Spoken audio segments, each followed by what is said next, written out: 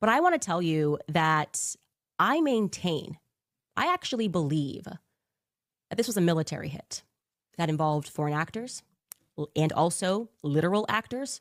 I believe that that day ran something akin to JFK's assassination. I believe that there were therefore multiple decoys on the ground. I do not believe, just so I'm clear here, that the person who was walking up the stairs killed Charlie. In fact, my suspicion is that that photo was not even shot on the same day. I do not believe that the person who ran across Losey rooftop killed Charlie. I think it was another decoy. I do not believe that shot came from a Losey Center at all.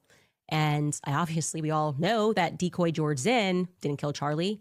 And I received an interesting tip about him as well, that he's much more connected than what meets the surface. That he potentially has connections to the federal department, familial connections to the federal department, and we are prodding that. It's getting interesting. Anyway, that would suggest that there are thus for a total of 4 decoys, like George Zinn, staircase guy, maroon shirt guy, and Losey Center guy, none of which I believe actually pulled the trigger. Call it a hunch.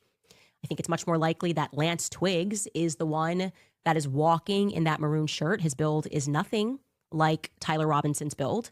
Lance Twiggs is thinner. And obviously I'm speculating here, but I believe Tyler Robinson was involved, and he was in fact driving around campus on that day, therefore assisting in the costume changes, likely picking up clothing.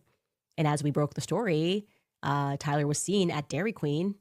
And what was he seen doing, as I told you? Dumping clothing in the cemetery beside that Dairy Queen. So I think that is what his involvement is limited to. That was his job, to get rid of clothing.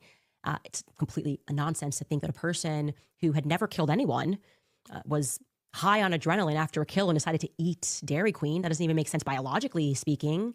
There was going to be an adrenaline measure that kicks in after you kill an animal, let alone a person, let alone having it be your first kill. And you're like, he just decided to go to DQ, sit down, write some poetic text messages. It's why they're freaking out about that Dairy Queen leak, because it disrupts their narrative. One of many things that disrupts their narrative. But what about Lance Twiggs?